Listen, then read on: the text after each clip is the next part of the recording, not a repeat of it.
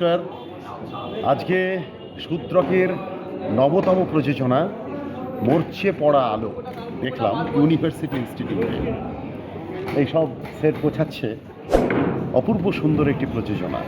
আসলে এই নাটকটি আমি শুনেছিলাম, যখন শুনেছিলাম তখন তো সেটা পাণ্ডুলিপি ছিল, কিন্তু সেই পাণ্ডুলিপি থেকে সেটি যখন মঞ্চে এলো, অর্থাৎ বলা যেতে পারে নাট্য তৈরি হলো, অর্থাৎ একটা পাণ্ডুলিপি যখন থিয়েটার হয়ে উঠল, তখন আমার আমার কাছে না সেটা একটা অদ্ভুত জার্নির মতো মনে হলো। অর্থাৎ যখন পাণ্ডুলিপিটা শুনেছিলাম তখন কিছু প্রশ্ন তৈরি হয়েছে, যার দুটো একটা বলা যেতে পারে একটু কনফিউশন ছিল, কিন্তু সেই কনফিউশনগুলো খুব দারুণভাবে ক্লিয়ার হলো। সেই বিশদ ব্যাখ্যা আমি এখানে দেব না, কিন্তু একটি প্রেমের নাটক।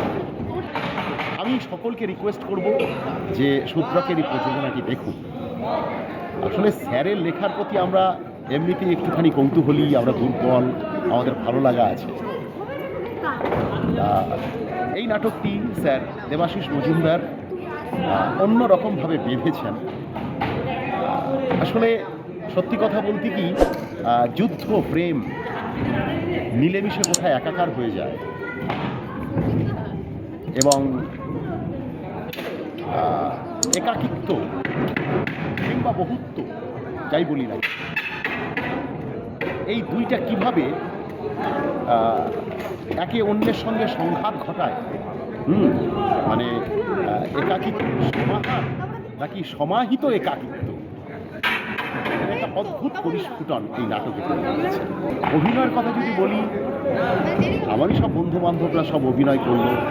কমলদা রয়েছেন, সুমন রয়েছে, তারপরে আলোকপর্ণা রয়েছে, দেবলীনা রয়েছে, মধুরাই রয়েছে, ইন্দ্রাণীদি রয়েছে, স্যার নিজে রয়েছেন, এবং শূদ্রকের সমস্ত ছেলেমেয়েরা, মানে কি বলবো, জ্যান্ত অভিনয় করেছে।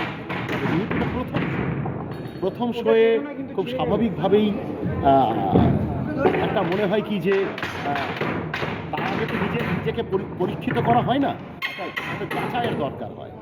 তাতে আমি বুঝতে পারছিলাম একজন অভিনেতা হওয়ার আকাঙ্ক্ষা থেকে আমি আমি আমি আমি আমি ধরতে পারছিলাম, বুঝতে পারছিলাম যে এটা আর কয়েকটা শোয়ের পরে কীভাবে মিশে যাবে, ধরা ছাড়া একটা দৃশ্য থেকে আরেকটা দৃশ্যে যাওয়ার যে